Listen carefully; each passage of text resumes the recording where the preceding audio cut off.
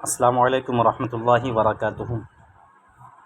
الحمدللہ رب العالمین والصلاة والسلام علی سید الانبیاء والمرسلین وعلی آلہ وصحبہ اجمعین ومن تبعہم بإحسان الی یوم الدین، اما بعد۔ درس مشکوٰۃ المصابیح کا یہ سلسلہ الحمدللہ حدیث نمبر 131 تک پہنچ چکا ہے۔ حدیث نمبر 121 حضرت براء بن عازب رضی اللہ تعالیٰ عنہ سے مروی ہے۔ آپ صحابی رسول ہیں، آپ کا نام براء ہے اور ابو عمارہ آپ کی کنیت ہے، ابو عمارہ۔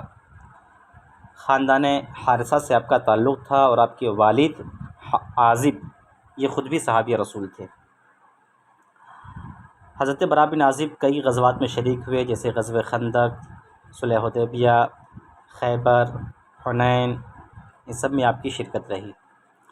خلافت فاروقی میں آپ نے رے فتح کیا، اور حضرت علی رضی اللہ تعالیٰ عنہ کے زمانے میں جو ان کی جنگیں ہوئی ہیں، ان تمام جنگوں میں حضرت علی کے ساتھ ساتھ شامل رہے۔ 72 ہجری میں آپ کا انتقال کوفہ کی سرزمین پر ہوا، جس زمانے میں امیر کوفہ مصعب بن عمیر ہوا کرتے تھے۔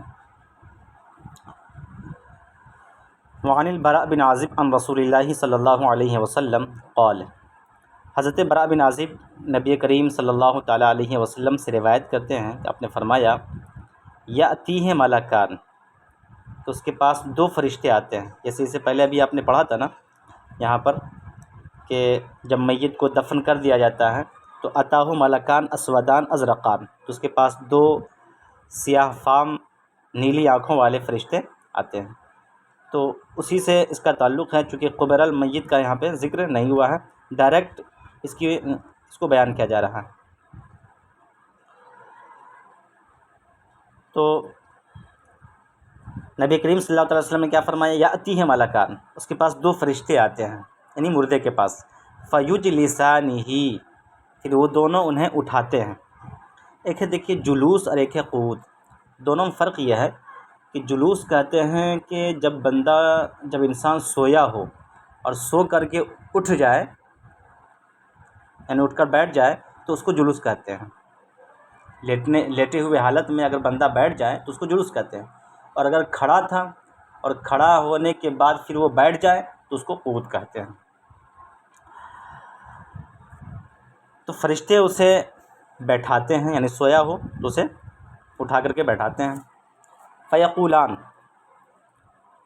پھر دونوں فرشتے اس سے کہتے ہیں، من ربک، تمہارا رب کون ہے؟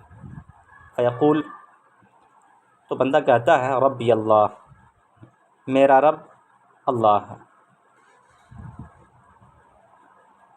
فیقولان لہ، پھر دونوں فرشتے اس سے کہتے ہیں، ما دینک، تمہارا دین کیا ہے؟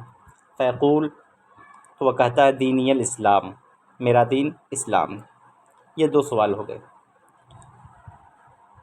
فیقولان، پھر فرشتے عرض کہتے ہیں، ما ھذا الرجل الذی بعث فیکم، اس شخص کے بارے میں کیا کہتے ہو جو تمہارے درمیان مبعوث کیے گئے تھے؟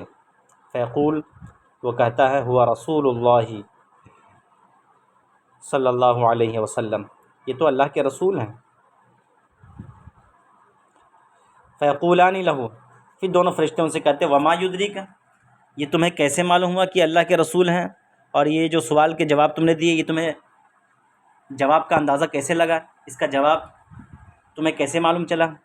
فیقول، تو بندہ کہتا ہے مردہ، قرأت کتاب اللہ فآمنت بہ، میں نے اللہ کی کتاب پڑھی تو اس پر ایمان لایا، وصدقت، اور میں نے اس کی تصدیق کی، اس کو سچا جانا۔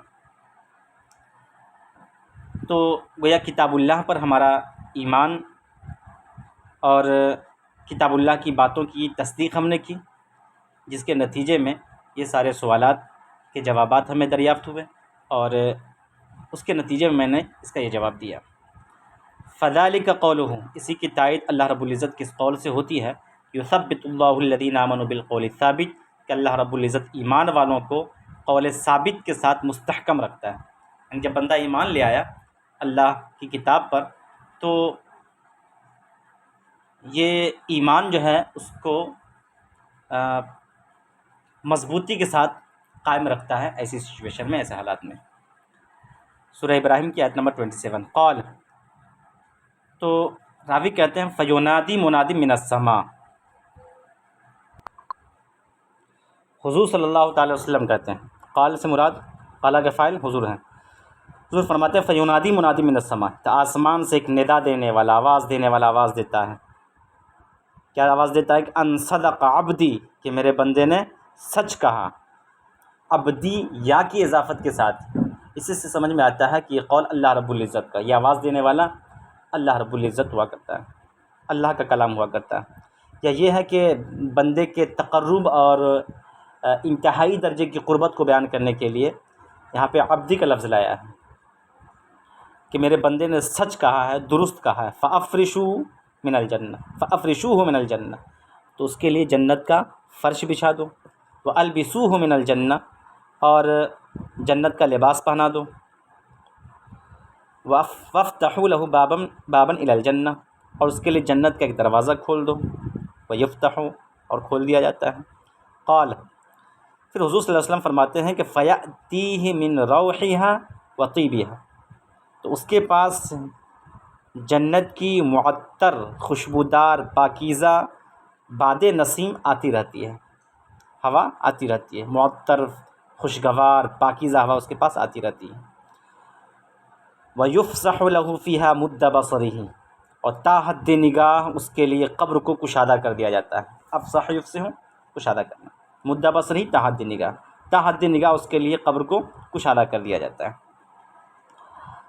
یہ تو بات ان کی ہوئی جو مومن ہوتے ہیں، اور وہ مومن جو فرشتوں کے ان سارے سوالات کا جواب دے جاتے ہیں، تو اس کے لیے یہ خوشخبری ملا کرتی ہیں کہ جنتی فرش ہے، جنتی لباس ہے، جنتی دروازے ہیں، جنت کی معطر اور پاکیزہ ہوائیں ہیں، ان سب سے انہیں مالا مال کیا جاتا ہے اور اس کے قبر کو کشادہ کر دیا جاتا ہے۔ وَأَمَّا الْكَافِرُ، رہا کافر، فَذَكَرَ مَوْتَهُ، تو حضور صلی اللہ تعالیٰ علیہ وسلم نے اس کی موت کا تذکرہ فرمایا۔ قال، تو فرمایا وَيُعَادُ رُوحُهُ فِي جَسَدِهِ، اس کے روح کو اس کے جسم میں لوٹا دیا جاتا ہے، یعنی اسے بالکل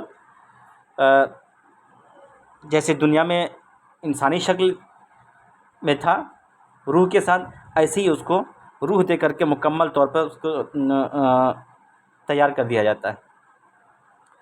وَيَأْتِيهِ مَلَكَانِ، یہ اس وجہ سے ہوتا ہے تاکہ مکمل طور پہ ہو نا، تو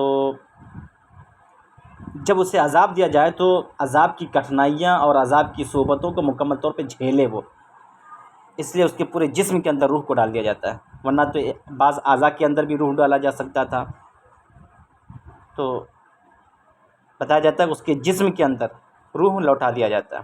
وَيَأْتِيهِ مَلَكَانِ، اس کے پاس دو فرشتے آتے ہیں۔ فَيُجْلِسَانِهِ، پھر دونوں فرشتے اسے بیٹھاتے ہیں۔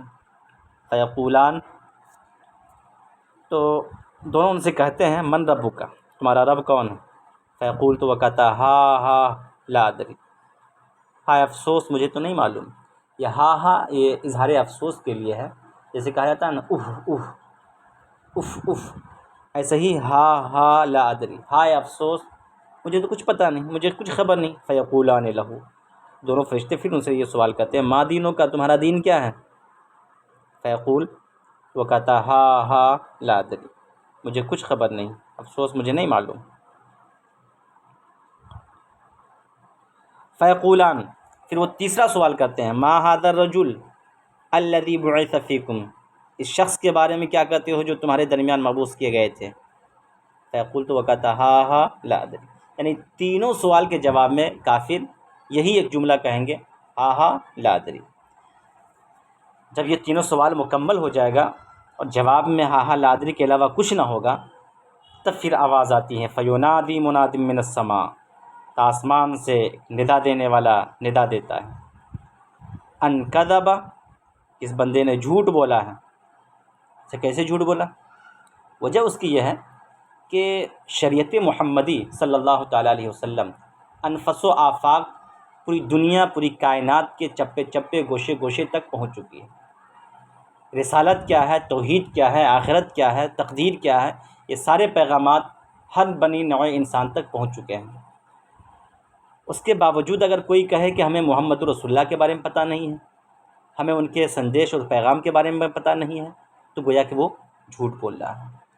آج کے زمانے میں بھی جو بھی غیر مسلم ہیں یا کفار و مشرکین ہیں، سب کو پیغمبر اعظم صلی اللہ تعالی وسلم کے بارے میں خبر ہے، معلوم ہے، لیکن اس کے باوجود اگر وہ ایمان نہیں لاتے ہیں، اس حقیقت تک پہنچنے کی کوشش نہیں کرتے ہیں، تو یہ قصور ان کا ہے۔ اس کے بجائے یہ شکایت کرنا کہ ہم تک یہ خبر پہنچی ہی نہیں، تو یہ غلط ہے، گویا کہ بندہ جھوٹ بول رہا ہے۔ تو آسمان سے ندا دینے والا ندا دے گا کہ ان کذبا، کس نے جھوٹ بولا۔ یہاں پہ دیکھیے عبدی کا لفظ نہیں آیا، لیکن مسلمان کا جب تذکرہ ہوا تو وہاں پہ عبدی کا لفظ آیا کہ میرے بندے ان صدق عبدی، میرے بندے نے سچ کہا ہے۔ یہ ان کی عظمت، شرافت اور اس کی تکریم کی خاطر ہے۔ یہاں پہ صرف کذبہ کا لفظ ہے، کس بندے نے جھوٹ، کس نے جھوٹ کہا۔ فَأَفْرِشُوهُ مِنَ النَّارِ، تو اس کے لیے جہنم کا فرش بچھا دو۔ بالکل اس کے اپوزٹ، جنتیوں کے لیے جنت کا فرش، اور ان لوگوں کے لیے، کافروں مشرکین کے لیے جہنم کا فرش بچھا دو۔ وَأَلْبِسُوهُ مِنَ النَّارِ، اور اسے جہنم کا لباس پہناؤ۔ اللہ، وَافْتَحُوا لَهُ بَابًا إِلَى النَّارِ، اور اس کے لیے جہنم کا ایک دروازہ کھول دو۔ قال، آقا کریم صلی اللہ علیہ وسلم فرماتے ہیں فَيَأْتِيهِ مِنْ حَرِّهَا وَسُمُومِهَا، تو اس کے پاس جہنم کی آگ کی تپش اور زہر آلود ہوا پہنچتی رہتی ہے۔ فیاتی، اس کے پاس آتی رہتی ہے جہنم کی تپش اور زہر آلود ہوائیں۔ قال، پھر حضور فرماتے ہیں وَيُضَيِّقُ عَلَيْهِ قَبْرُهُ، پھر اس پر اس کی قبر کو تنگ کر دیا جاتا ہے، یعنی اس کی قبر بالکل تنگ ہو جاتی ہے، جیسے اس سے پہلے کی وضاحت ہوئی نا کہ قبر کو حکم دیا جاتا ہے کہ اس کو دبوچو، دباؤ۔ حَتَّى يَخْتَلِفَ فِيهِ أَضْلَاعُهُ، یہاں تک کہ اس کی پسلیاں ایک دوسرے سے جدا ہو جاتی ہیں، الگ ہو جاتی ہیں، اس قدر جو ہے قبر تنگ ہو جاتی ہے، یعنی اتنی چوڑائی بھی نہیں ملتی ہے کہ دونوں پسلیاں الگ الگ رہیں، بلکہ اس قدر دبایا جاتا ہے کہ ایک ادھر ایک ادھر، دائیں کی بائیں کی طرف، بائیں کی طرف دائیں طرف، اس طرح سے اس کی پسلیاں ہو جاتی ہیں۔ ثم يقيض له اعمى اصم، پھر اس پر ایک اندھا اور بہرا داروغہ مقرر کر دیا جاتا ہے۔ اندھا اور بہرا داروغہ مطلب اس کا مطلب یہ نہیں ہے کہ وہ داروغہ ریئل اور حقیقتاً اندھا ہی اور بہرا ہی ہوتا ہے۔ یہاں مراد ہے بے شفقتی، اس کی سنگ دلی کی طرف، سنگ دلی سے کنایا ہے۔ وہ ایسا داروغہ ہوتا ہے کہ بندہ لاکھ چیخو پکار کرتا رہے، نہ اس کی طرف دیکھتا ہے اور نہ ہی اس کی چیخو پکار پہ کوئی توجہ دیتا ہے۔ تو تم چلاتے رہو، چیختے رہو، سزائیں مل رہی ہیں، تو بالکل یہ سمجھ جائیے کہ دیکھنے کے اعتبار سے وہ اندھا ہے اور سننے کے اعتبار سے وہ اپنے آپ کو بہرا بنا لیا ہے۔ تمہاری آواز اس تک بھی نہیں پہنچے گی، تم اپنے چیختے اور چلاتے رہو، ایسا داروغہ اس کے لیے مقرر کر دیا جاتا ہے۔ ثم يقيض له اعمى اصم، پھر اس کے لیے اندھا اور بہرا داروغہ مقرر کر دیا جاتا ہے۔ معه مرزبۃ من حدید، جس کے ساتھ لوہے کا ایک گرزہ ہوتا ہے، لوہے کا ایک ہتھوڑا ہوتا ہے۔ مرزبہ ہے اور مرزبہ دونوں لغت ہیں، دونوں کا معنی وہی ہتھوڑا، گرز کا لیں، لوہے کا ایک ہتھوڑا ہوتا ہے اس کے ساتھ، ایسا ہتھوڑا کہ اس کی صفت بیان کی جا رہی ہے لو ضرب بها جبل، اگر اس ہتھوڑے کو پہاڑ پر مار دیا جائے لسارا ترابن، تو وہ پہاڑ مٹی ہو جائے، اس قدر خطرناک وہ ہتھوڑا ہوا کرتا ہے کہ پہاڑ پر اگر مارے تو پہاڑ مٹی ہو جائے۔ اب سمجھ سکتے ہیں پہاڑ کتنا سخت ہوا کرتا ہے اور کتنے پتھر اس کے اندر ہوتے ہیں، جب اس پہ مارا جائے تو مٹی ہو جائے، اس قدر چور چور ہو جائے ہتھوڑے کے ضرب سے، وہ ہتھوڑا اس کو مارا جاتا ہے۔ فَيَضْرِبُهُ بِهَا ضَرْبَةً، تو اس ہتھوڑے سے وہ فرشتہ، وہ داروغہ اس کو مارتا ہے۔ يَسْمَعُهَا مَا بَيْنَ الْمَشْرِقِ وَالْمَغْرِبِ إِلَّا الثَّقَلَيْنِ، جس ہتھوڑی کی آواز کو مشرق و مغرب کے درمیان تمام مخلوقات سنتی ہیں، إِلَّا الثَّقَلَيْنِ، سوائے جن و انس کے، سوائے جنات اور انسان کے۔ اب کیوں نہیں سن پاتی ہیں یہ لوگ، جن و انس کیوں نہیں سن پاتے ہیں اس آواز کو؟ اس کی وضاحت اس سے پہلے گزر چکی ہے۔ وہ اس وجہ سے نہیں سن پاتے ہیں تاکہ ایمان بالغیب کا تصور برقرار رہے۔ اگر جن و انس بھی قبر میں ہونے والے عذاب کو اپنے کان سے سن لیں تو جو غیب پر ایمان لانے کا تصور اور کنسیپٹ ہے نا، یہ ختم ہو جائے گا۔ لوگوں کو یقین ہو جائے گا کہ ہمیں اعمال صالحہ کرنے چاہیے، ہمیں اپنے عقائد مضبوط اور بہتر رکھنے چاہیے، کہیں ایسا نہ ہو کہ ہمیں بھی ویسے ہی عذاب دیا جائے قبر کے اندر جو عذاب ابھی دیا جا رہا ہے۔ فَيَصِيرُ تُرَابًا، پھر جب اس بندے کو مارا جاتا ہے نا تو وہ بندہ بھی کیا ہو جاتا ہے؟ مٹی ہو جاتا ہے۔ جیسے پہاڑ پر مارا جائے پہاڑ مٹی ہو جائے نا، ایسے ہی اس مردے کو اوپر جب مارا جاتا ہے تو مردہ بھی مٹی ہو جاتا ہے۔ ثُمَّ يُعَادُ فِيهِ الرُّوحُ، پھر اس کے اندر روح کو جو ہے دوبارہ لوٹا دیا جاتا ہے۔ یعنی یہ سلسلہ جو ہے چلتا رہے گا۔ اس کو مارا جاتا ہے، پھر جو ہے وہ مٹی ہو جاتا ہے، پھر اس کے اندر روح ڈالی جاتی ہے، پھر دوبارہ اس کو مارا جاتا ہے۔ تو گویا اس طریقے سے سلسلہ صبح قیامت تک چلتا رہے گا۔ یہ اس لیے کہ دنیاوی زندگی میں اس نے بعث بعد الموت اور اعادہ روح کا کیا کیا تھا؟ انکار کیا تھا۔ تو گویا اس انکار کی جزا کے طور پر اس کو بار بار مارا جاتا ہے، دوبارہ پھر اس کے اندر روح ڈال دیا جاتا ہے۔ تو یہ اس عقیدے کے انکار کے سبب سے یہ سخت سزا دی جاتی ہے۔ اس حوالے سے شیخ محقق نے علامہ طیبی رحمۃ اللہ علیہ کی ایک بات یہاں پر نقل کی ہے۔ شیخ محقق فرماتے ہیں کہ اس تقدیر پر قبر میں دوبارہ زندہ کرنا اور دو بار مارنے کا عمل ہوتا ہے، یعنی دو بار زندہ کرنا اور دو بار مارنا ہوتا ہے۔ جیسے کہ بعض مفسرین نے آیہ کریمہ جو یہ آیت ہے امتنا اثنتین واحییتنا اثنتین، تو نے ہمیں دو دفعہ مارا اور دو دفعہ زندہ کیا، اس کی تفسیر اس حدیث کو جو ہے اس کو بطور دلیل پیش کیا جاتا ہے کہ اس آیت میں چونکہ دو دفعہ مارنا دو دفعہ زندہ کرنا اس کی صراحت کی گئی ہے، اس سے سمجھ میں آتا ہے کہ ایسے کافروں کا عذاب بھی جو ہے نا صرف دو مرتبہ ہوتا ہے، یہ صبح قیامت تک ایسا نہیں ہوگا۔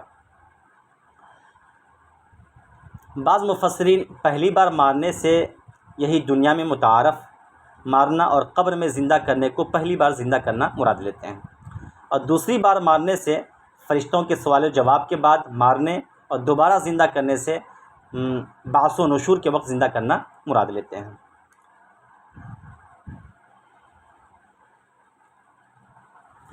ان احادیث سے یہ بھی معلوم ہوتا ہے کہ مردے کو صبح قیامت تک قبر میں عذاب، نعمت، رنج و راحت پہنچتا رہتا ہے۔ اس پر موت طاری ہونے اور روح کے بدن سے تعلق نہ رکھنے کے باوجود شاید یہ اس کی روح کی حالت ہوتی ہے، جیسے زیارت کو آنے والوں کا شعور و ادراک اور اس کا انہیں پہچان لینا بھی یہ روح سے ہوتا ہے۔ البتہ شیخ محقق فرماتے ہیں کہ یہ مقام نہایت غور و تحقیق کا مقام ہے۔ رواہ احمد و ابو داؤد، اس حدیث کی روایت امام احمد اور امام ابو داؤد نے کی ہے۔ وعن عثمان رضی اللہ عنہ انہ کان اذا وقف علی قبر بکا حتی یبل لحیتہ، حضرت عثمان غنی رضی اللہ تعالیٰ عنہ سے روایت ہے۔ حضرت عثمان غنی یہ خلیفہ سوم ہیں جنہیں ذو النورین کا خطاب دیا گیا۔ حضور صلی اللہ تعالیٰ علیہ وسلم کی دو بیٹیاں یکے بعد دیگرے آپ کے عقد میں آئیں، آپ کے نکاح میں آئیں۔ آپ بڑے سخی تھے، ان کی تفصیلات آپ جانتے ہوں گے۔ حضرت عثمان سے روایت ہے کہ وہ جب کسی قبر کے پاس کھڑے ہوتے بکا تو رونے لگتے، یا کسی قبر کے پاس کھڑے ہوئے تو رونے لگے۔ حتیٰ یبل لحیتہ، یہاں تک کہ آپ کی ریش مبارک، آپ کی داڑھی آنسوؤں سے تر ہو گئی۔ بل یبل، تر ہونا۔ فقیل لہ، تو ان سے کہا گیا تذکر الجنہ والنار فلا تبکی، آپ جنت و دوزخ کا تذکرہ کرتے ہیں تو روتے نہیں ہیں، وتبکی من ھذا، اور یہاں قبر کے پاس آ کر آپ رونے لگے، آخر کیا وجہ ہے؟ جنت و دوزخ کا تذکرہ ہوتا رہتا ہے اور آپ خود کرتے ہیں تو روتے نہیں ہیں، اور قبر کے پاس کھڑے ہو کر کے آپ رونے لگے۔ فقال، تو آپ نے فرمایا، ان رسول اللہ صلی اللہ علیہ وسلم قال ان القبر اول منزل من منازل الاخرہ۔ آقا کریم صلی اللہ تعالی وسلم نے ارشاد فرمایا کہ قبر آخرت کی منزلوں میں سے سب سے پہلی منزل ہے۔ دیکھیے اس سے کئی چیزیں سمجھ میں آ رہی۔ پہلی چیز تو یہ ہے کہ آدمی جب قبرستان جائے تو دنیاوی دنیاوی مشاغل میں مصروف رہنے کے بجائے اپنے آپ کو آخرت کے حوالے سے فکر مندی کا اظہار کرے۔ حضرت عثمان غنی جو کہ قبر کے پاس رو رہے ہیں، قبر کی یاد اور قبر کے احوال کو یاد کر کے، تو ہمیں بھی چاہیے کہ جب قبرستان جائیں نا تو دنیاوی باتوں میں مشغول ہونے کے بجائے اخروی معاملات میں غور و فکر کریں، اپنی آنکھوں سے آنسو بہائیں، اور یہ یاد کریں کہ ایک وقت ایسا آئے گا کہ ہمیں بھی یہاں آنا ہے۔ اور عثمان غنی رضی اللہ تعالیٰ عنہ جب کہ رو رہے ہیں، حالانکہ یہ عشر مبشرہ میں سے ہیں، حضور صلی اللہ تعالیٰ علیہ وسلم نے ان کو دنیاوی زندگی میں ہی جنت کی بشارت دی، اس کے باوجود رو رہے ہیں۔ وجہ یہ ہے کہ کبھی ایسا ہوتا ہے کہ انسان پر خوف کا غلبہ زیادہ ہو جاتا ہے، اتنا زیادہ ہو جاتا ہے کہ بشارت انسان بھول جاتا ہے۔ بشارت اور خوشخبریاں جو اس کے حق میں وارد ہوا کرتی ہیں نا، وہ بھول جاتا ہے اور غلبہ خوف اس پر زیادہ ہو جاتا ہے۔ تو حضرت عثمان غنی رضی اللہ تعالیٰ عنہ چونکہ دونوں چیزیں جانتے تھے، اپنی بشارت کے بارے میں بھی جانتے تھے اور قبر کے احوال سے بھی واقف تھے جو حضور نے انہیں بتایا تھا، تو اس وقت قبر کے احوال اور اس کی کیفیت اس قدر حاوی ہو گئی کہ بشارتیں بھول گئے، اور یہ تحدید اور جو بھی قبر کے احوال کے بارے میں انہوں نے سن رکھا تھا وہ زیادہ آپ پر چھا گیا، اس لیے آپ رونے لگے۔ تو جب رونے کی وجہ پوچھی گئی نا تو انہوں نے جواباً کیا کہا کہ نبی کریم صلی اللہ علیہ وسلم نے فرمایا کہ قبر آخرت کی منزلوں میں سے پہلی منزل ہے۔ کئی مراتب اس کے، کئی درجات ہیں آخرت کے، حشر و نشر بعد میں ہونا ہے، جنت و دوزخ کے معاملات بعد میں ہونے ہیں، اور ساری چیزیں بعد میں ہیں، برزخ کا بھی معاملہ جو ہے اس کے بعد ہوتا ہے۔ تو آخرت کی منزلوں میں سے سب سے پہلی منزل کیا ہے؟ قبر ہے۔ اس کے بعد فرماتے ہیں فَإِن نَجَا مِنْهُ فَمَا بَعْدَهُ أَيْسَرَ مِنْهُ، تو جو اس سے نجات پا گیا، یعنی قبر میں جس کو نجات مل گئی، تو اس کے بعد جو چیزیں ہیں وہ اس کے لیے کیا ہو جائیں گی؟ آسان ہو جائے گی۔ پہلی ہی منزل اگر پار کر گئے تو بعد والی منزلیں اور آسان ہو جائیں گی، یعنی بنیاد اگر مضبوط ہے تو عمارت بہت اسٹرانگ ہو جائے گی، بہت مضبوط ہوگی۔ اس کے بعد فرماتے ہیں فَإِن لَمْ يُنْجَ مِنْهُ فَمَا بَعْدَهُ أَشَدُّ مِنْهُ، اور اگر اس سے نجات نہ ملی، یعنی قبر میں اگر نجات نہ ملی، فَمَا بَعْدَهُ، تو جو قبر کے بعد کے احوال ہیں تو اس سے کہیں زیادہ سخت تر ہونے والے ہیں۔ تو یہ جو حدیث تھی نا، یہ جو حضور صلی اللہ علیہ وسلم کی باتیں تھیں، آپ پر زیادہ اثر انداز کر گئی اس وقت، اور ان احوال کو دیکھ کر کے آپ ان چیزوں کو ذہن میں تازہ کر کے آپ رونے لگے۔ کہیں ایسا نہ ہو کہ قبر کی منزل ہماری وہ ایسی ہو جائے کہ جس میں ہم ناکام ہو جائیں۔ قال، راوی کہتے ہیں وقال رسول اللہ صلی اللہ تعالیٰ علیہ وسلم، اللہ کے رسول صلی اللہ تعالیٰ علیہ وسلم نے ارشاد فرمایا، حضرت عثمان کہتے ہیں کہ اللہ کے رسول صلی اللہ علیہ وسلم نے ارشاد فرمایا ما رأیت منظرا قط الا والقبر افظع منہ، میں نے کبھی کوئی ایس منظر نہیں دیکھا مگر یہ کہ قبر ان تمام مناظر میں سب سے زیادہ خطرناک۔ کیا مطلب؟ میں نے قبر کی بھیانک اور زیادہ خطرناک منظر سے بڑھ کر میں نے کوئی دوسرا منظر نہیں دیکھا۔ یعنی جتنے مناظر ہیں اس کائنات کے اندر یا مابعد الکائنات، تو ان تمام مناظر میں سب سے زیادہ خطرناک اور سب سے زیادہ ڈراؤنا جو کوئی منظر ہے وہ قبر کا منظر ہے. یہی ساری کیفیتیں آپ پر غالب ہو گئی تھی جس کی وجہ سے آپ رونے لگے. رواہ ترمذی، اس حدیث کی روایت امام ترمذی اور ابن ماجہ نے بھی کی ہے. وقال ترمذی ھذا حدیث غریب، یہ حدیث غریب ہے. غریب مطلب آپ جانتے ہوں گے، اس سے پہلے بھی ہم نے کئی بار بتایا ہے، سند ایک ہے.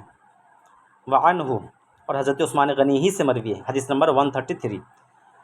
قال کان نبی صلی اللہ تعالیٰ علیہ وسلم اذا فرغ من دفن المیت، جب نبی کریم صلی اللہ تعالیٰ وسلم میت کو دفن کرنے سے فارغ ہوتے، یعنی فرصت پاتے، وقف علیہ، تو اس کے پاس کھڑے ہو جاتے. میت کے پاس یعنی قبر کے پاس کیا ہو جاتے؟ کھڑے ہو جاتے. فقال،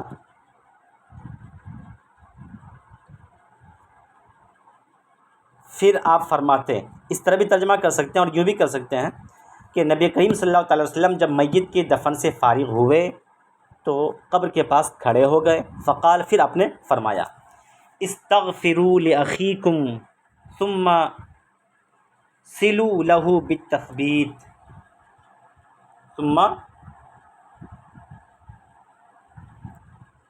صلوا له بالتثبیت، اپنے بھائی کے لیے استغفار کرو، مغفرت کی دعائیں کرو. پھر اس کے لیے ثبات قدمی یعنی استقامت، پھر اس کے لیے اللہ کی بارگاہ میں دعا کرو. بالتثبیت، کس بات کی؟ استقامت کی، کہ اب جو ہے اس سے فَإِنَّهُ الْآنَ يُسْأَلُ، اس لیے کہ اب اس سے سوال کیا جائے گا، سوال پوچھا جائے گا. یہ ثُمَّ صَلُوا ہے، سل، ثُمَّ صَلُوا لَهُ بِالتَّثْبِيت، پھر اس کے لیے ایمان پر قائم رہنے کی دعا کرو. یہ بھی ترجمہ کر سکتے ہیں.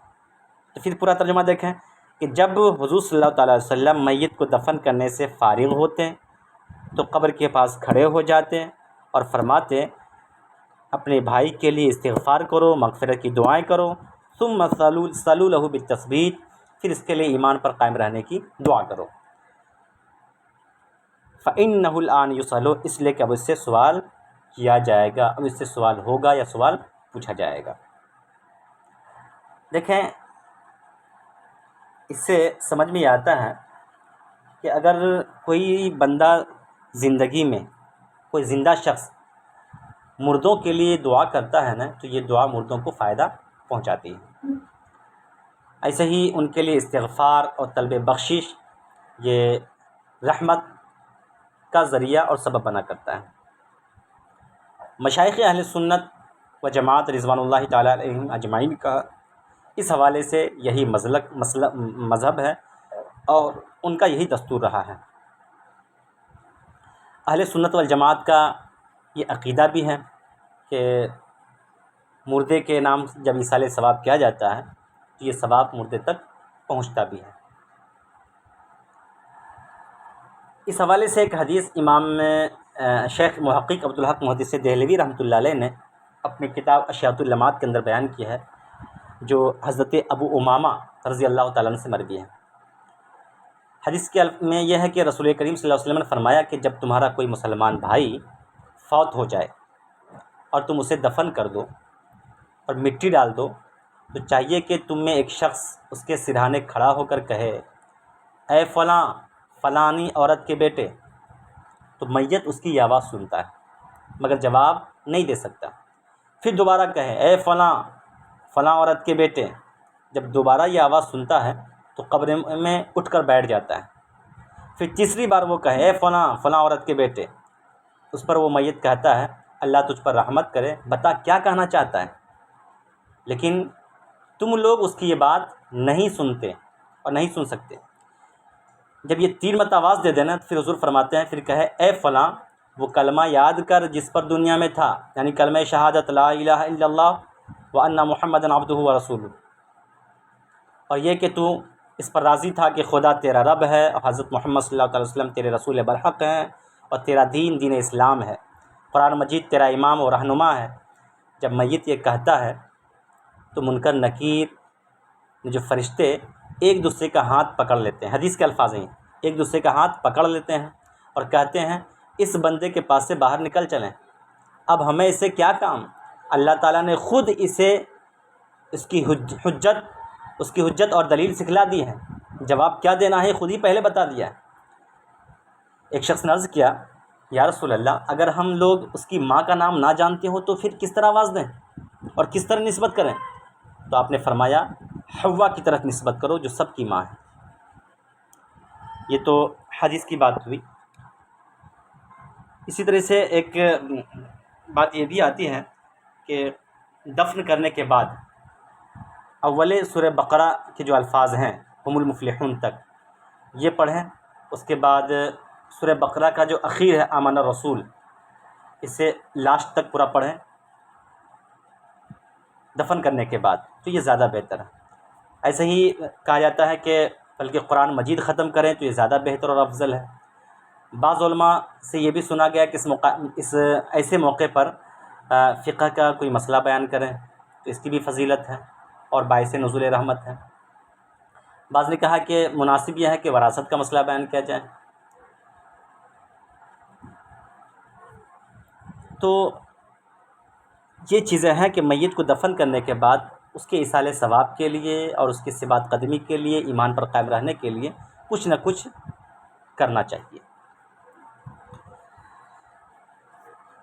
حدیث نمبر 134 وعن ابی سعید رضی اللہ تعالیٰ عنہ قال قال رسول اللہ صلی اللہ علیہ وسلم لا يسلط على الكافر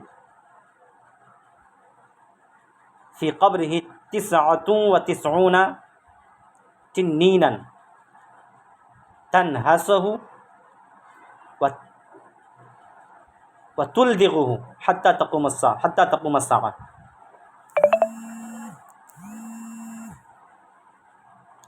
حضرت ابو سعید خدری رضی اللہ تعالیٰ عنہ بیان کرتے ہیں کہ رسول اللہ صلی اللہ علیہ وسلم نے فرمایا کہ یقیناً کافر کے اوپر اس کی قبر میں 99 اژدہے مسلط کیے جاتے ہیں۔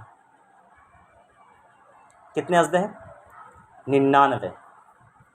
لا يسلط على الكافر في قبره 99 تنینا، کافر کو اس کی قبر میں 99 اژدہے مسلط کیے جاتے ہیں۔ تنہسہ وتلدغہ، جو اسے نوچتے اور ڈستے رہتے ہیں۔ تنہس کا اصل معنی ہے کہ یہ لدغ کا معنی تو جانتے ہیں آپ، ڈسنا، اور تنہس کا معنی بھی ہوتا ہے اگلے دانتوں سے پکڑنا، ٹھیک ہے؟ تو دونوں کا معنی وہ ڈسنے ہی کے معنی میں استعمال ہوگا، لیکن تنہس اور تلدغ جو دونوں لفظ بیان کیے گئے ہیں نا، یہ اس کا مقصد تاکید پیدا کرنا ہے، مطلب یہ کہ بہت سخت جو ہے سزا ملتی ہے اس کو ان سانپوں کی طرف سے، ان اژدہوں کی طرف سے۔ تو 99 اژدہے مسلط کر دیا جاتا ہے۔ اب سوال یہ پیدا ہو 99 اژدہے کیوں؟ تو اس حوالے سے کئی باتیں کی گئی ہیں۔ سب سے بڑی چیز یہ ہے کہ 99 کا جو یہ عدد ہے نا، یہ قطعی اور یقینی نہیں ہے، اصل عدد شارع علیہ السلام ہی کو معلوم۔ بعض علماء نے یہ 99 کی ایک مناسبت ذکر کی ہے کہ 99 کا کیوں لفظ آیا، 99 کی صراحت کیوں آئی۔ ایک مناسبت یہ ذکر کیا ہے کہ اللہ تعالیٰ کی 100 رحمتیں ہیں جو اللہ نے پیدا فرمائی ہیں، ان 100 رحمتوں میں سے صرف ایک رحمت اللہ نے دنیا میں نازل فرمائی ہے۔ تو جہاں بھی جو شفقت، مہربانی اور رحمت کا ایک تصور پایا جاتا ہے نا، لوگ کرتے ہیں ایک دوسرے کے ساتھ، وہ صرف ایک رحمت کا اثر ہے۔ اس کے علاوہ 99 جو رحمتیں ہیں اللہ رب العزت نے اسے عالم آخرت کے لیے رکھی ہے، ٹھیک ہے؟ تو اب 99 رحمتیں ہیں نا اللہ رب العزت کی، تو بندہ اگر کفر کیا ہے، شرک کی حالت میں اس کا انتقال ہوا، اللہ کی نافرمانی میں اس کا انتقال ہوا ہے، تو 99 رحمت کے اپوزٹ ہر ایک رحمت کے بدلے اللہ رب العزت اس کے لیے ایک اژدہا مسلط فرماتا ہے۔ ایک مناسبت تو یہ ہے۔ دوسری مناسبت جو 99 کی ہے وہ یہ ہے کہ اللہ رب العزت کے 99 نام ہیں، اس 99 نام کی مناسبت سے اللہ رب العزت کافر مشرک کے لیے جہنم میں 99 اژدہے، ہر ایک نام کے بدلے 99 اژدہے مسلط فرما دیتا ہے۔ تو 99 اژدہے اسے ڈستے اور نوچتے رہتے ہیں حتیٰ تقوم الساعہ، یہاں تک کہ قیامت قائم ہو جائے۔ اب اس اژدہے کی خطرناکی کیا ہے اور کس قدر وہ خطرناک ہے، اس کی صراحت آگے کی حدیث میں آگے کے الفاظ میں آ رہی ہے کہ لو ان تنینا منہا نفخ فی الارض ما انبتت خضرا، اگر ان میں سے ایک اژدہا بھی زمین کے اوپر پھونک دے، ما انبتت خضرا، تو زمین سے ہریالی ختم ہو جائے اور زمین کبھی بھی سبز و شادابی نہ اگائے۔ ما انبتت نہ اگائے خضرا، ہریالی اور سبز و شادابی۔ صرف ایک اژدہا اگر زمین کے اوپر پھونک مار دے تو اس کی تپش، اس کی حرارت اور اس کی خطرناکی کے باعث پوری زمین سے ہریالی ختم ہو جائے اور دوبارہ کبھی ہریالی زمین کے اوپر پیدا نہ ہو۔ ایک اژدہے کا یہ حال ہے، 99 اژدہے کہاں ایسے لوگوں کے پیچھے لگے رہتے ہیں۔ اللہ کی پناہ، اللہ ہم سب کو بچائے۔ رواہ ترمذی، اس حدیث کی روایت رواہ دارمی، اس حدیث کی روایت امام دارمی نے کی ہے اور ترمذی وغیرہ نے بھی اس کی روایت کی ہے۔ وقال 70، یعنی امام ترمذی نے جو روایت کی ہے نا، تو وہاں پر 99 کے بدلے کیا فرمایا؟ 70، یعنی 70 اژدہے اس کے لیے مسلط کیے جاتے ہیں، 99 نہیں بلکہ 70۔ تو روایتیں الگ الگ ہیں۔ تو یہ حدیث مکمل ہوئی باب اثبات عذاب القبر کی۔ اس کے تحت 3 فصلیں ہیں، جو 2 فصلیں اب تک کمپلیٹ ہو چکی ہیں۔ اب انشاءاللہ تیسری فصل پر گفتگو ہوگی۔